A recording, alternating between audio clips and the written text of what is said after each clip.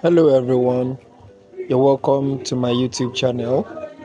Today I'm teaching you about the lockout tagout procedure, LOTO procedure.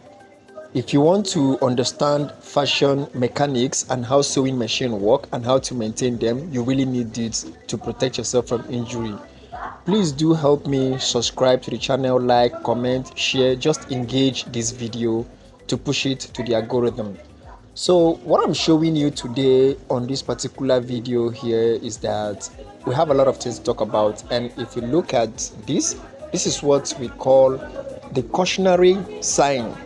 It's actually a sign of danger, and you have it on your machine and most of you don't really pay attention. You're not really checking it out, like waiting this thing itself really mean for here. So it's called the lockout tagout procedure, and this particular one I'm showing you is the mini caution, for you to understand that before you maintain the machine, clean the machine up, or do anything with the machine, make sure you isolate the machine. This isolation is talking about shutting down the machine system, like the electronical system. Make sure the wheels are not rotating. And for especially these days, we have digital industrial machine, which make things even more complicated because those machines can turn on by themselves automatically. You don't know how those things work. It's unpredictable. So this is what you call the lockout tagout procedure. Normally, lockout tagout procedure is something that is enforced on workers by a certain cautionary body. The United States of America have their own OSHA, and here in Nigeria, I'm sure we have our own, but I'm not really sure if they are teaching us things they need to teach us.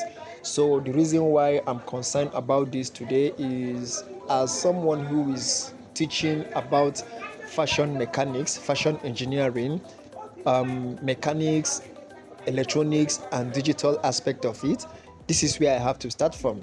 So the lockout tagout procedure is very, very important. It's something that you have to look out for.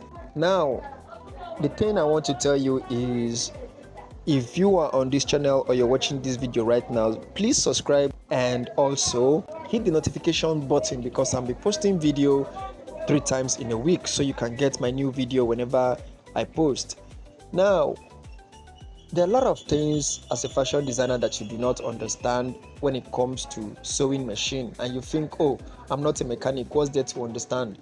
But you personally, you are a fashion designer and you are always with sewing machine. So it's very, very important for you to get knowledge about those things, how they work, how they move, the signs that a machine will give to you when something is going wrong or something bad is happening to your machine. Because the mechanical component of sewing machine, both manual industrial and digital industrial machine, is very, very complex.